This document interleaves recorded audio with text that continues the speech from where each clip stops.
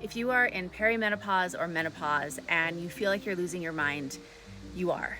But it's like such a good thing.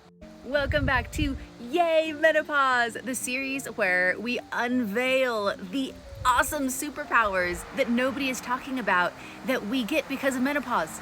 Now, our brain is kind of like a library of books, but with a really picky librarian where that librarian doesn't like having any books that aren't in use. They don't want anything taking up shelf space that isn't relevant to how you're living right now.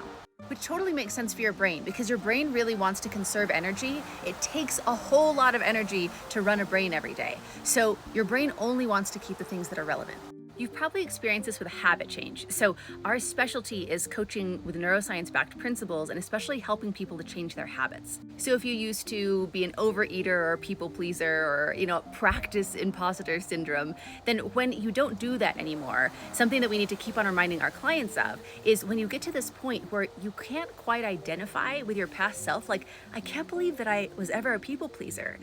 It is an indication that you've had the physical change in your brain, as in you've had a transformation where your brain has gone through and been like, oh, we don't use this people-pleasing connection anymore. That's just not who we are anymore. So it gets rid of it. Your brain keeps things clean, just like that librarian does. And your brain is always doing this, seeing what books you don't need anymore and throwing them out and seeing the new books that you need and putting them on the shelves. But when it comes to perimenopause and that feeling of brain fog, that comes from your brain doing this in like a really big way.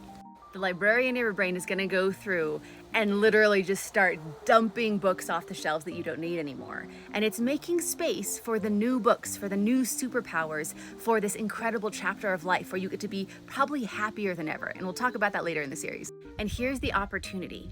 If your brain is going to get rid of all of these connections that you don't need anymore, all of the books that you don't need to reference, what if you intentionally decided what you don't want anymore, what you want to get rid of, what doesn't serve you anymore?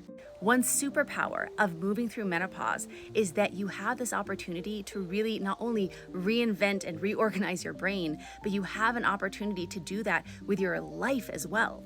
Think about what you don't want to bring with you to the next chapter, and your brain is literally going to help you leave it behind and make room for something way better. And I would love to hear from you. What are you leaving behind and what are you embracing in this next chapter when you've got all of this support from your brain to do that?